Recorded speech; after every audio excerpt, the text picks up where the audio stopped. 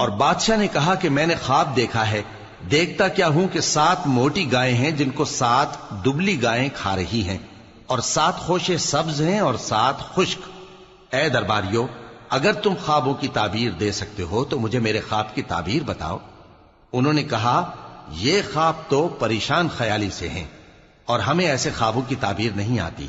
اور وہ شخص جو دونوں قیدیوں میں سے رہائی پا گیا تھا اور جسے مدت کے بعد وہ بات یاد آ گئی، بول اٹھا کہ میں آپ کو اس کی تعبیر لا بتاتا ہوں، مجھے قید خانے جانے کی اجازت دیجیے۔